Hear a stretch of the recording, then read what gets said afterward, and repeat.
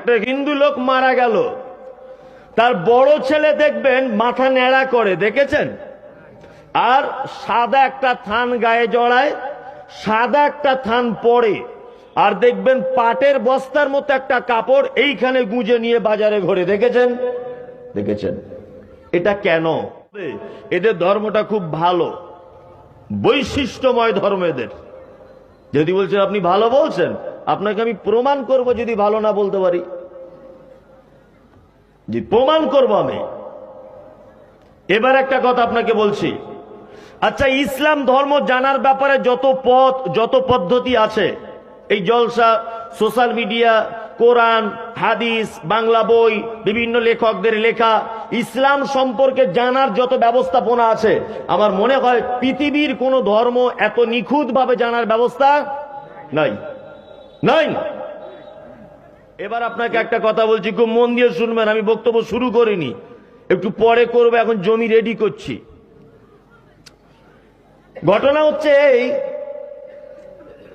একটা হিন্দু লোক বাজারে কাঠ কিনতে এসেছে, কাঠ, শুকনো কাঠ জ্বালানির জন্য।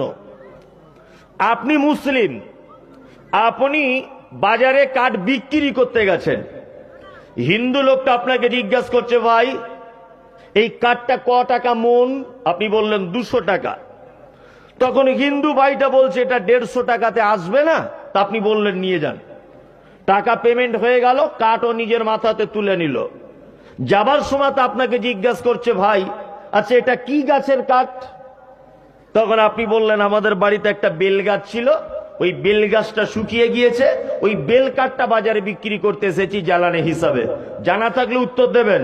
বেল গাছের নাম শোনার পরে হিন্দু ভাইটা কাঠ ফেরত দিবে না হাসতে হাসতে কাঠ নিয়ে বাড়ি যাবে? কোনটা? ফেরত দিবে। কারণ হিন্দু শাস্ত্রের নিয়ম হচ্ছে বেল গাছ পোড়াতে নেই,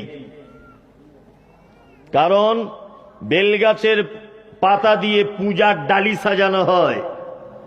আপনি যদি কোনো হিন্দু একটা বাচ্চা ছেলেকে যদি বলেন যে বাবু তুলসী গাছের গোড়াতে একটু পেচ্ছাপ করো তো, করবে? করবে না, অসম্ভব, করবে না। একটা হিন্দু লোক মারা গেল, দিতে হবে না, একটা হিন্দু লোক মারা গেল, তার বড় ছেলে দেখবেন মাথা ন্যাড়া করে, দেখেছেন? আর সাদা একটা থান গায়ে জড়ায়, সাদা একটা থান পরে, আর দেখবেন পাটের বস্তার মতো একটা কাপড় এইখানে গুঁজে নিয়ে বাজারে ঘোরে, দেখেছেন? দেখেছেন? এটা কেন? এটা হিন্দু শাস্ত্রে বলা আছে, তার বাপের শ্রাদ্ধের কাজ যতদিন না পর্যন্ত শেষ হবে ততদিন পর্যন্ত ওই লোকটা খাটে বসবে, চেয়ারে বসবে, টেবিলে বসবে, যেখানেই বসবে ওই কাপড়টা পেতে দিয়ে তার উপরে বসতে হবে। আচ্ছা বলুন হিন্দু ভাইরা এটা করে কি করে না?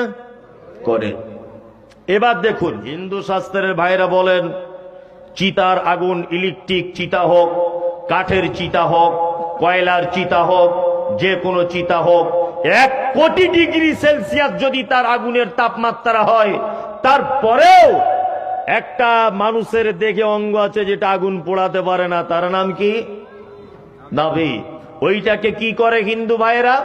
না একটা মাটির পাত্রে নিয়ে সেইটা রেখে ধূপ ধুনো জ্বালিয়ে, চন্দনের কাঠ দিয়ে, দুবলো ঘাস দিয়ে, বিভিন্ন রকম কিছু দিয়ে গঙ্গাতে ভাসিয়ে দিয়ে বলে, মা গঙ্গা দেবী তোমার সন্তান তোমার কাছেই ফেরত দিলাম।